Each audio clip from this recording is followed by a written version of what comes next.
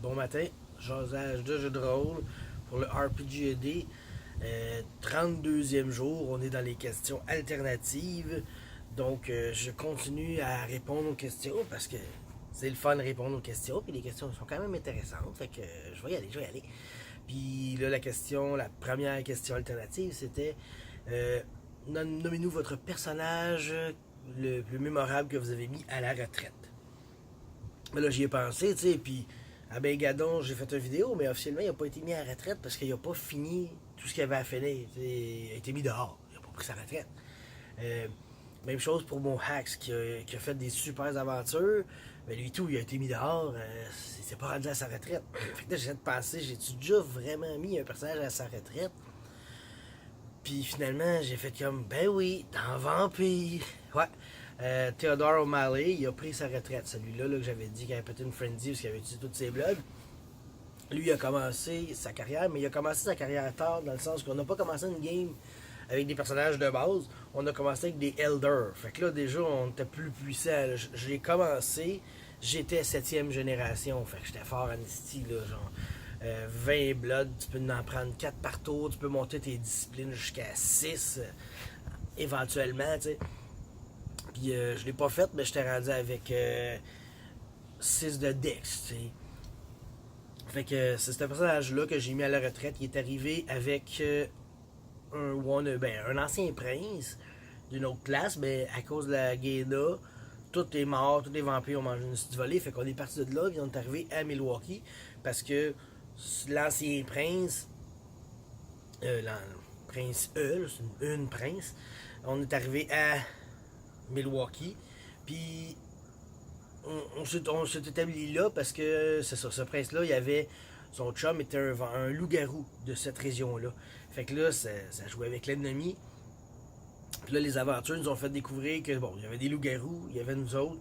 Puis là, il y avait une grosse corporation pas propre qui mettait du worm partout. Puis en fait, on apprend que la première peste noire, ben, c'était eux autres qui l'avaient faite.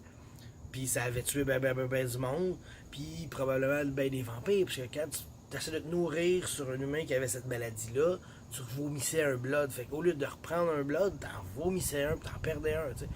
Fait que cette grosse corp-là était à Milwaukee. Puis là, nous autres, on essayait de la détruire. On a eu l'aide des loups-garous, justement, pour faire ça. Puis ça a fini que, oui, on a comme réussi à vaincre ça, mais on s'est rendu compte que la bâtisse dans laquelle on est rentré, la bâtisse était tout du worm. La bâtisse était un boss en tant que tel. On est arrivé, il y avait un gros meeting en haut, puis le bonhomme d'ailleurs a failli pas prendre sa retraite parce que moi j'ai le power sleep unseen. Donc quand tu dors, on te voit pas. Sauf que là, je suis tombé en torpeur de dégâts, donc je suis tombé à terre. Donc quand j'étais en torpeur, unseen, je deviens invisible. Fait que le monde, il pouvait plus me trouver. Les vampires n'auraient jamais pu me retrouver, tu sais. Une chance qu'on avait un autre chumé loup-garou qui il a réussi à retracer mon odeur, me repogner. Là, je suis réapparu. Là, ils sont sortis avec moi. On est sortis des hauts faits de ce personnage-là. Ben, un moment donné, il y avait quelqu'un qui sauvait. J'ai pogné mon arbalète. J'avais un arbalète spécial à Samit qu'on avait créé, un artefact qui fait que un Assamite, tu peux mettre ton blood sur une arme puis elle fait du dégât à grave. Fait que moi, cette arbalète-là, quand je la prenais, elle me mordait le bras et elle drainait automatiquement mon blood. Fait que je chargeais un carreau d'arbalète, elle mettait du blood dessus tout de suite. Mais si tu le savais pas, tu prenais mon arbalète, ben, elle te mordait le bras, t'as lâché parce que tu savais pas à quoi t'attendre. Puis 2 fois et 1 fois et demie, j'ai tiré un carreau dans le cœur de quelqu'un, burné automatique. T'sais, le premier, je l'ai tiré, je l'ai burné, c'est bien beau. Le deuxième, je l'ai tiré. Il manquait un peu de dégâts là, pour qu'il tombe en torpeur. Fait que quand il est. Pour qu'il burn. Il est tombé en torpeur. Fait que là, j'ai pogné ma flèche, puis j'ai comme juste gossé dans le cœur. Il est tombé en poussière. J'ai fait ah, ça m'a pris une flèche. Fait que là, j'avais ça de dire que je one-shotais tout le monde avec mon arbalète.